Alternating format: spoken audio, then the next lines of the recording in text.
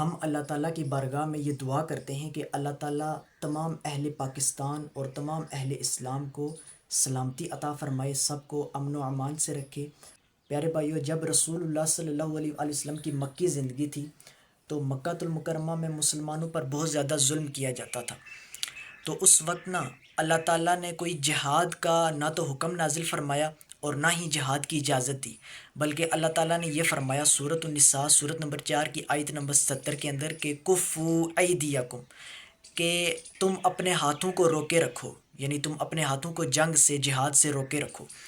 تو اللہ تعالیٰ نے اجازت نہیں دی تھی، لیکن جب مسلمان ہجرت کر کے مدینہ آئے مکہ المکرمہ سے، تو مسلمانوں کی اس تھوڑی سی جماعت کو کفار نے یہاں پر بھی تنگ کرنا شروع کر دیا، چین سے نہیں رہنے دیا۔ تو اللہ تعالیٰ نے جہاد کی اجازت دے دی۔ اللہ تعالیٰ نے فرمایا سورۃ الحج سورت نمبر 22 اور اس کی آیت نمبر 39 کے اندر، اعوذ باللہ من الشیطان الرجیم، اذن للذین تقاتلون بانہم ظلموا وان اللہ علی نصرہم لقدیر، کہ ان لوگوں کو یعنی مسلمانوں کو اجازت یعنی جہاد کی اجازت دے دی گئی ہے جن سے جنگ یعنی ناحق جنگ کی جا رہی ہے، اس لیے کہ ان پر ظلم کیا گیا۔ تو پیارے بھائیو، یہاں پر اس آیت میں اللہ تعالیٰ نے جہاد کی اجازت دے دی کہ جن پر ظلم کیا جاتا ہے نا، زیادتی کی جاتی ہے، تو وہ بھی اب ان پر کیا کریں، ان سے لڑائی کریں۔ لیکن اس لڑائی میں یہ بات یاد رکھے کہ مسلمانوں کو ظلم کرنے کی اجازت نہیں ہے، بلکہ مسلمانوں نے صرف جتنا ان کا قتل حق ہے نا اتنا ہی قتل کرنا ہے، قتل ناحق نہیں کرنا بلکہ قتل حق کرنا ہے۔ یعنی جو کافر ظالم جو ظلم کرتے ہیں نا،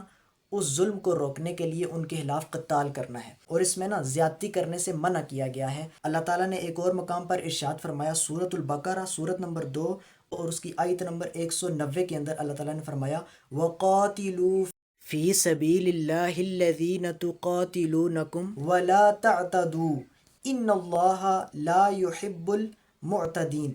اللہ نے فرمایا اور تم اللہ کی راہ میں ان لوگوں سے لڑو جو تم سے لڑتے ہیں۔ پیارے بھائیو، آیت کریمہ پر غور کریں، اور تم اللہ کی راہ میں ان لوگوں سے لڑو جو تم سے لڑتے ہیں، یعنی جو تم سے لڑتے ہیں نا تم ان سے لڑو، وَلَا تَعْتَدُوا، اور زیادتی نہ کرنا، یعنی حد سے تجاوز نہیں کرنا، زیادتی نہیں کرنی۔ زیادتی کیا ہے کہ جنگ کے دوران، جیسا کہ نبی پاک صلی اللہ علیہ وسلم کی صحیح حدیث میں موجود ہے، صحیح بخاری اور صحیح مسلم اور جامع ترمذی میں موجود ہے کہ نبی پاک صلی اللہ علیہ وسلم نے عورتوں اور بچوں کو قتل کرنے سے منع فرمایا۔ اسی طرح جتنے بھی بے قصور ہیں ان کو قتل نہیں کرنا، جتنی بھی بے قصور عوام ہے۔ اور جنگ کے دوران اگر دشمن شکست قبول کر لے، یا وہ معافی مانگ لے، یا وہ اسلام قبول کر لے، کلمہ پڑھ لے، تو اس کو پھر قتل نہیں کر سکتے، وہ امن میں ہو جاتا ہے، اس کو امان دے دی جاتی ہے۔ اللہ نے فرمایا ان لوگوں سے لڑو جو تم سے لڑتے ہیں، یعنی جو تم پر ظلم کرتے ہیں، صرف ان ظالموں سے لڑو، ان ظالم کافروں سے۔